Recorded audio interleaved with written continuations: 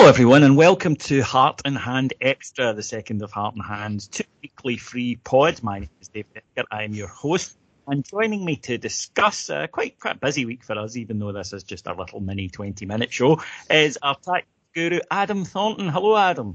Hello David, how are you doing?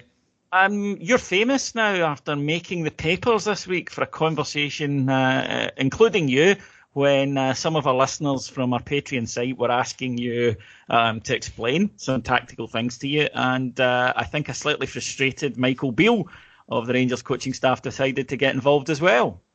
I would hope I'm famous rather than infamous. And yeah, just for clarification, I was right and he was backing me up rather than him telling me that I was wrong, which was a relief. But yeah.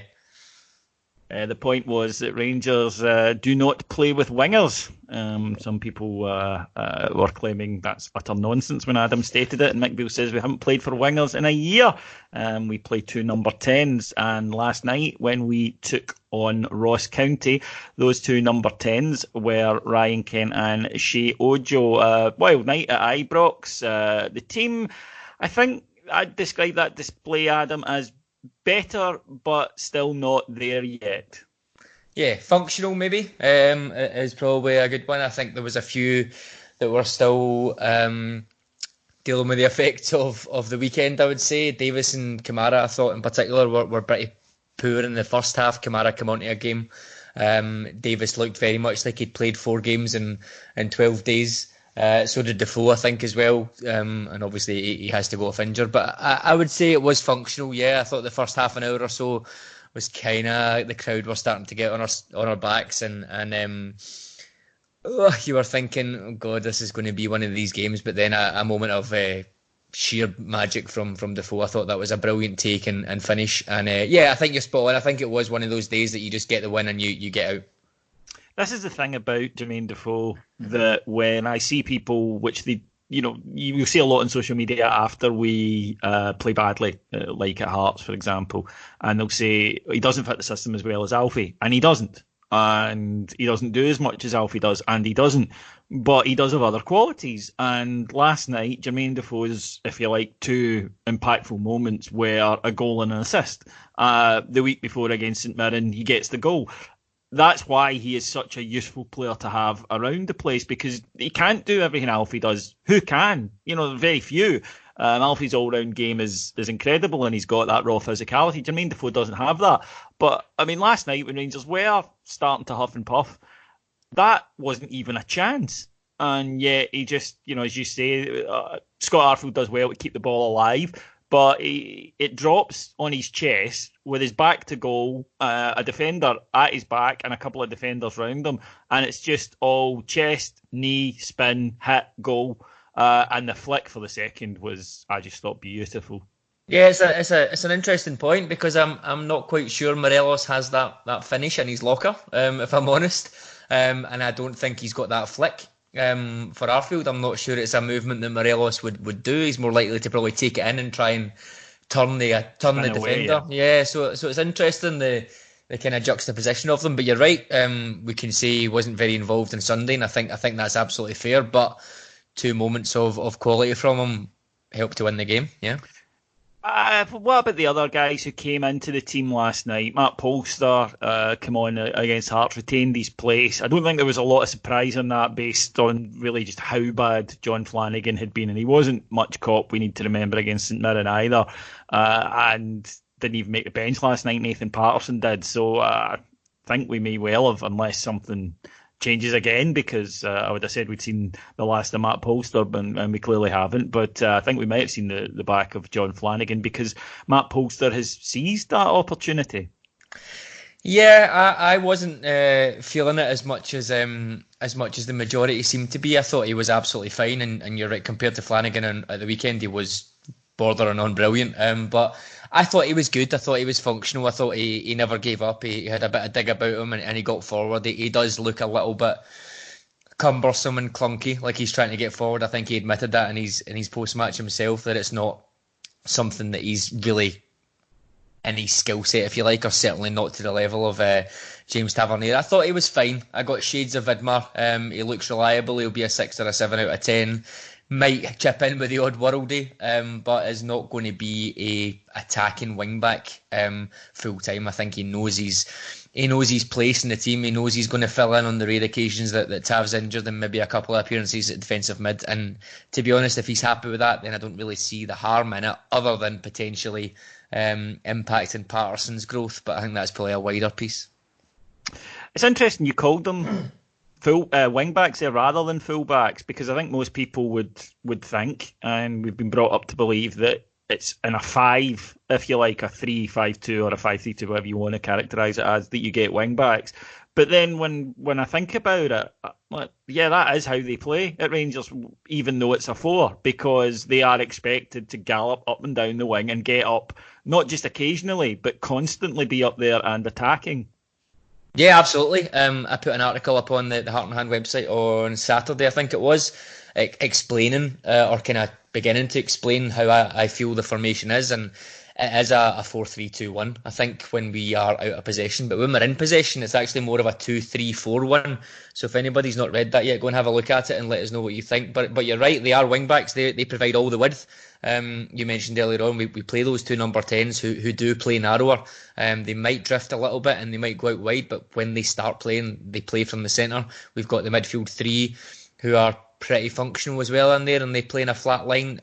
The wing backs are Tav and Barisic, and they provide all our width.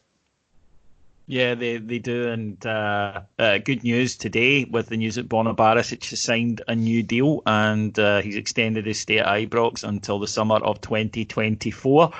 Adam, at his current rate, I don't think he'll see out that deal, but when he does leave, it'll be for a shitload of cash. It's just really good business, isn't it? Yeah, it is. When you think he's only been here 18 months, I think it was a 4-year deal, wasn't it? So he's signed his a 2-year extension on it. So he's got 3.5 years on it. That locks him in, if you like, to a pretty major transfer fee if he goes. And if he's certainly shown 4.5 years. 4.5 years, sorry. He's certainly shown this season how valuable an asset he'll be. I think we've got the best of him now. If we can keep him past the summer, then I think that'll be really good. But you're right, if he keeps going like this, his value is just going to go up and up. He's hitting his peak as well, which is great. Yeah, I think if he has a great Euros, then there is interest in him. Anyway, Adam and I do the Italian football show on Heart and Hand and Patreon, and there are several Italian clubs that are very interested in him. If he goes and has a good Euros, then Rangers will be having to consider some serious bids for him. That does take us on then nicely to transfer news. The news breaking today that Romanian under-21 star and now full Romanian international Ianis Hagi, son of Giorgi Hagi, the legendary former Romania midfielder, former Barcelona and Real Madrid midfielder, is on his way to Rangers for a medical ahead of a potential loan until the summer with an option to buy quoted at around about £5 million. He is currently playing for the Belgian side Genk. Genk appear to be in a bit of a financial clear out at the moment. They've lost several key players in this window in the last few days. A lot of their higher earners, shall we say, have been heading out the door. Now, Adam, I am incredibly excited about this because last summer, there wasn't much football on, I watched the Euro Under-21s, and anyone who watched that will remember the sensational Romania team. They were so exciting, including one particular match against England Under-21s, which was just a fabulous game of football. They ended up winning 4-2.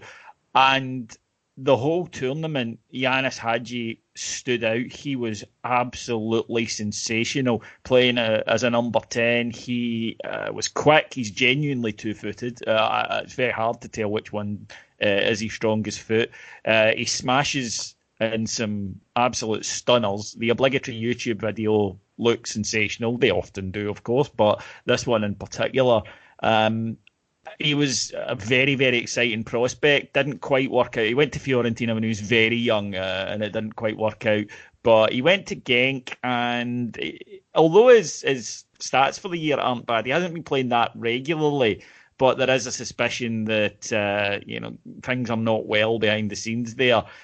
In 6 league matches this season, he's got 3 goals and 4 assists. So it's hardly like you could look at it and say, well, there's no contribution there. But like I say, having only seen him really in the under-21 tournament, I remember thinking at the time, what a player he is. It would be amazing if we could get him. Well, those days are by. But yeah, here he is potentially pitching up. Well, he has pitched up, but here he is potentially signing. And a lot of Rangers fans are getting very excited about it, me included. Me too, as well. Yeah, it is really exciting. You're right. Looking at those clips of him, I was aware of him in the under-21s last season. I probably didn't watch as much of it as you did, but he was all over Twitter at the time. Him and Puskas, who went to Reading, I think it was, wasn't it? They were the kind of two golden boys of the team, and I think along with is it Olmo that went to Leipzig? The three of them, I think, were kind of widely regarded as the best three players at the tournament. That's correct, yes. So I have been looking into him quite a bit over the last couple of hours since we've seen him, and you're right, his stats this season are very, very good. What I found quite interesting was that Mwana Samata, who signed for Aston Villa, he was playing more than Hadji was in his kind of roughly the same position. So I thought if Samata was going, then Hadji might get a chance in the team. But I think there's a new manager apparently in Genk as well, who doesn't quite fancy him. Don't think he fits in with how he wants to play.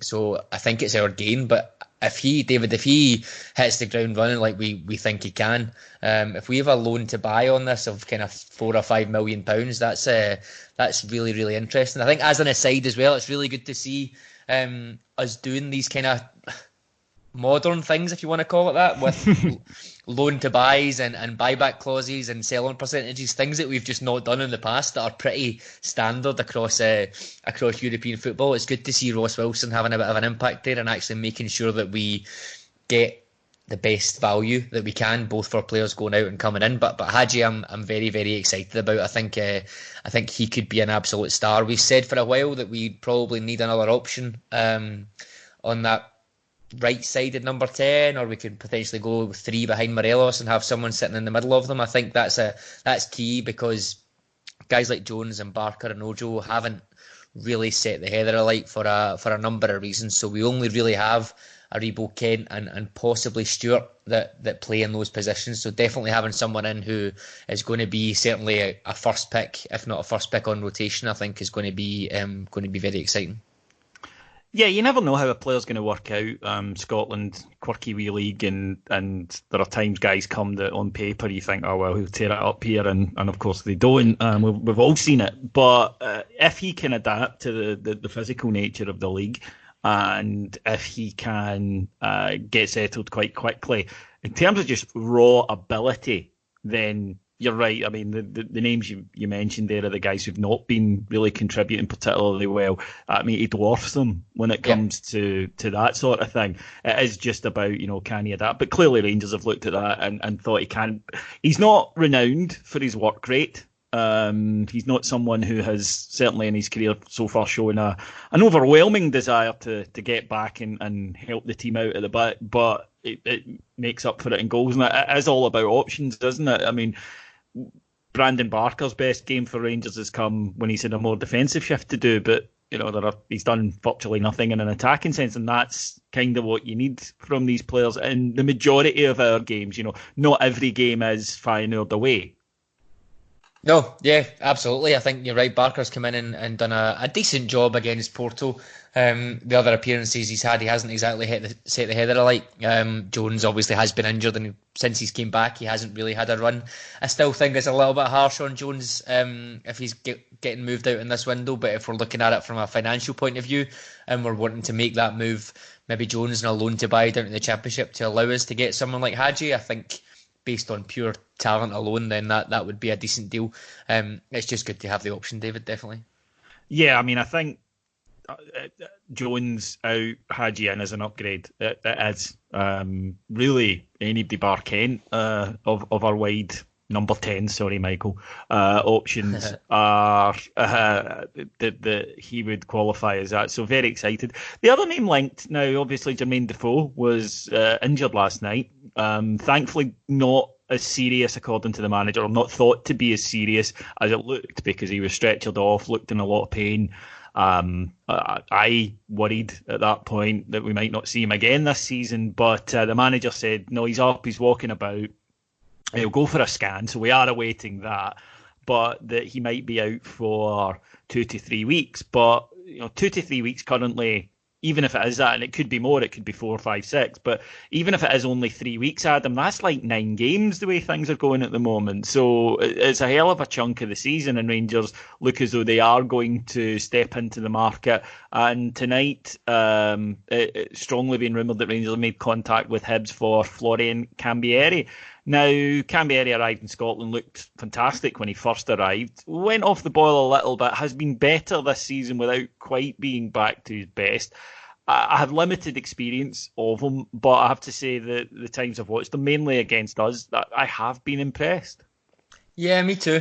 I probably should caveat that it would be pre-Gerrard, I think, would be where I would have the most memory of him playing and causing us some issues. So that's obviously Russell Martin territory, which I guess is a big caveat. That's a very fair point, yeah.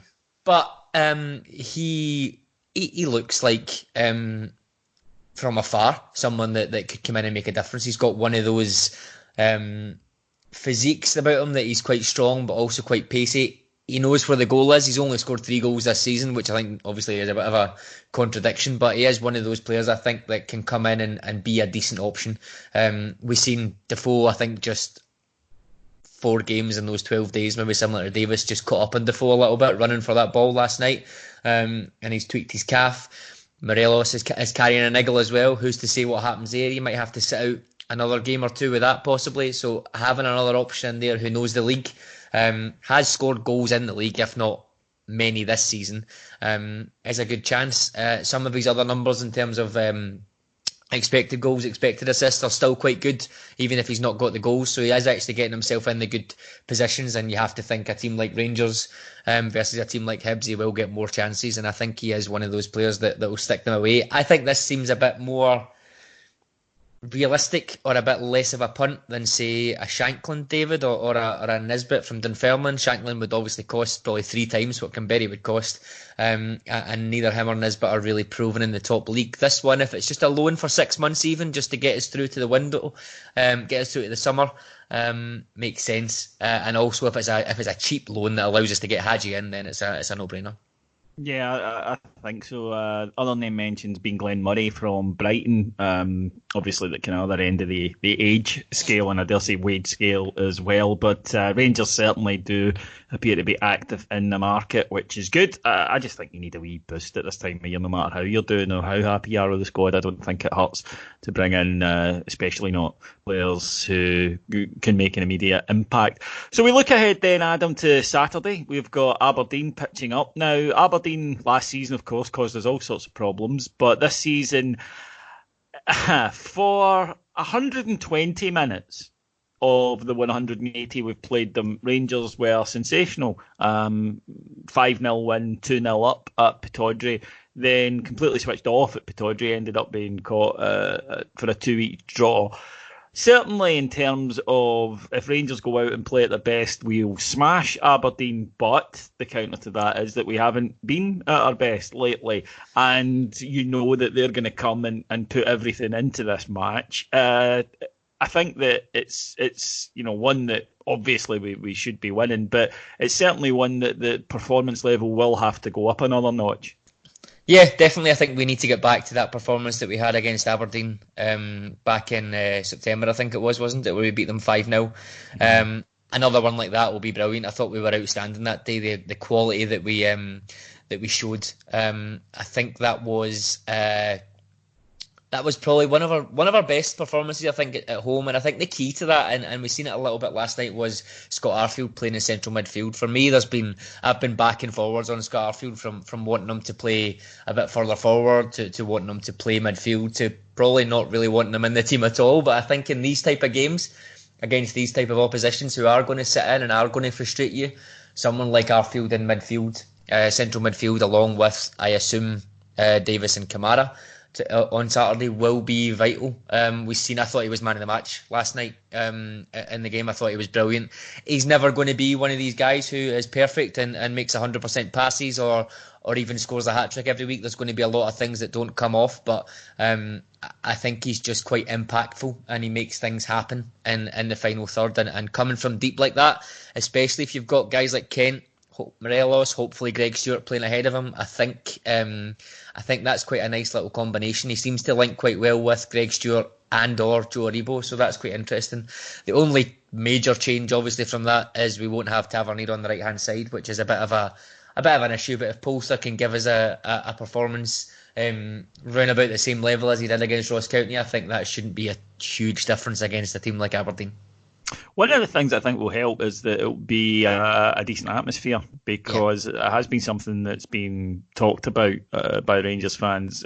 Two things that I think have come up, which is the atmosphere at certain home games, the crowd get nervous, and you could feel it again last night.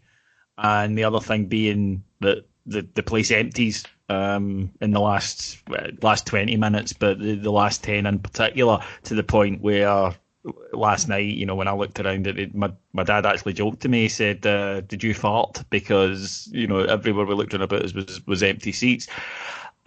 I do get that, and I think a Saturday kick-off is always better anyway. A Saturday 3 p.m. People do have to travel. They do have their work the next morning, midweek. However, I do. Although I understand why people bring this up and get the discussion going, there is also a bit of me that goes, this is a bit pointless, because it's been like this for years and it's never going to change. It's not new.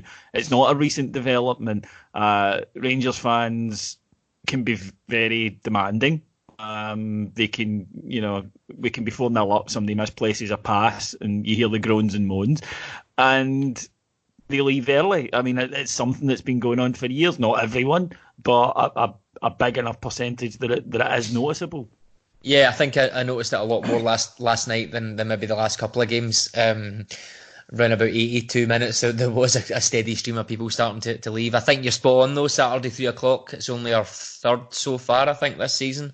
There'll be a lot of people. A lot of people there, a lot of people that have been in the pub since 12 o'clock probably, and will be cranking up the atmosphere. It's always got a bit of an edge, that atmosphere, doesn't it, with Aberdeen? So I think that will help as well. A good few goals early doors would be good. We've not really had that since we've come back after the winter break. Getting a goal or two early doors just to settle everybody down will be good, and I think that will contribute to what is hopefully a good atmosphere. Can I have a prediction from you?